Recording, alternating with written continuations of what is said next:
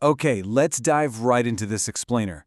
I am so excited to share this with you today because we're going to discover exactly how we can completely clear our permanent records before the new year starts. It's all based on this incredible text about burying bitterness and stepping into the future with a completely fresh start. Seriously, if you've ever wanted a do-over button in life, well, this is exactly what we're looking at today. So I want you to think about this for a second. Have you ever held a grudge against someone? I mean, maybe it was a massive argument on the playground over the rules of some game, or a giant fight with your brother or sister over who got the last slice of pizza. We've literally all been there, right? That feeling of being so mad that you just hold on to it for days. It's totally relatable. But today, we're going to look at why holding on to that feeling is actually a huge trap, and more importantly, how we can break completely free from it. Section 1. Time is flying fast. The Weaver Shuttle. The source text gives us this brilliant comparison, saying, "My days are swifter than a weaver's shuttle." Now, if you don't know, a weaver's shuttle is a tool used in making cloth. When someone is weaving, that shuttle zips back and forth across the threads so incredibly fast, it's basically a blur. And the text uses this awesome analogy to remind us that the time we have left, especially the time left in this year, is running out just as fast. It's absolutely zipping by. So if we need to fix something, we've got to use the little time we have right now, earnestly and urgent. Section 2. Getting a clean record. The books of heaven. Let's see how this urgency actually connects to our permanent record. The text explains that we are in something called the Great Day of Atonement. Historically, this was a specific time for everyone to reflect deeply, feel genuine remorse, confess their sins, and get a completely clean record before God. Think of it kind of like this. Imagine staring at a report card filled with bad grades for every single time you messed up, argued, or treated someone poorly. Pretty heavy, right? Well, now imagine a special day where if you truly show genuine repentance and living faith, every single one of those bad grades is just completely erased. You get to start entirely fresh. That's the opportunity we have right now. Contrast that heavy, burdened feeling with what happens when we actually forgive. Holding a grudge is described as a cold, indifferent, I don't care spirit. It just feels heavy, doesn't it? It's full of envy, malice, and evil guessing about other people. But on the flip side, we have forgiving others, having contrition, a soft heart, and ultimately a clean record. The amazing lightness of truly repenting and forgiving, it completely outweighs that stubborn, dragging feeling of staying mad. Section 3. How to make things right. The apology playbook. So the really crucial point here is figuring out exactly how we fix our mistakes. Let's do a little thought experiment.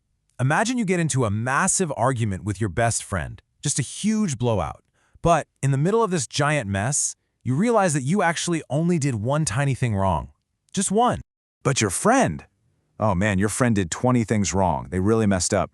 Now, human nature tells us to point at their 20 mistakes and totally ignore our one, right? But the source text gives us a truly amazing rule. It tells us that even if you've committed one wrong and they've committed 20, you must confess that one wrong as if you were the chief offender. No excuses. You just own your part completely. This actually builds a perfect, actionable plan. We aren't supposed to apologize in some general, lazy way, like just mumbling, sorry about everything. No way. The text gives us a highly specific playbook. Step 1, go to them personally, face to face. Step 2, be definite. Confess exactly what you did wrong.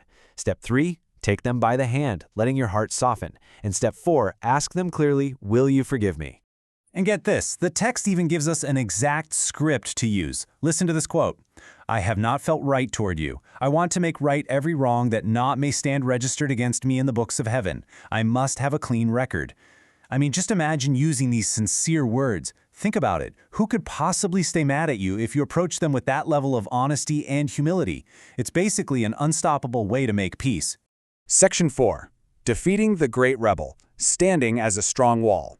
Now, why is all of this so incredibly important? Because if we don't fix these problems, we leave ourselves completely vulnerable. The source text describes a very specific enemy, the great rebel, Satan.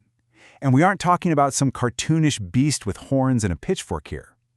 The text implies a fallen angel, a wicked-faced, masculine figure with angel wings in a simple tunic. And this rebel has a very specific, special work. Literally, his only job is to create drama, to accuse people, defame them, and cast a stain upon their characters. These are his traps. He wants us to accuse others, he wants us to ruin reputations, and hold on to this vindictive, revenge-seeking spirit. So every single time we hold a grudge, or every time we refuse to apologize, we're actually joining his side. Our bitterness plays right into his hands. It divides us and makes us weak. But the text tells us that if we simply love one another, if we really care for each other and jealously guard each other's interests, we become a strong wall against Satan's devices. Picture each act of forgiveness, each sincere apology, as a solid brick. Together, we build an unbreakable brick wall that absolutely no accusation or drama can get through. Section 5. Burying the old year, starting fresh. Let's wrap up by looking at exactly what we must do with the remaining days of this year. We basically have 3 final steps. Step 1, destroy every single fiber of the root of bitterness. Seriously, don't leave even a tiny piece behind. Step 2, bury them in the grave with the old year. This is such a powerful visual, literally digging a hole, throwing your anger and grudges inside, and burying it with the past year so it can never ever grow back.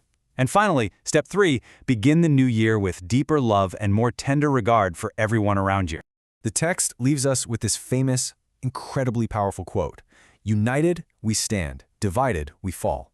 Pressing together in unity, protecting each other rather than fighting, is absolutely our best defense. It's how we take a higher, nobler stand than we ever have before. Which brings us to our final question for you today. Will you bury your bitterness today and take a nobler stand for the new year? Take a second and think about that one person you need to talk to. Think about that one apology you need to make. Even if they were mostly in the wrong, you've got the playbook now. Go wipe your record completely clean today and step into the new year totally free.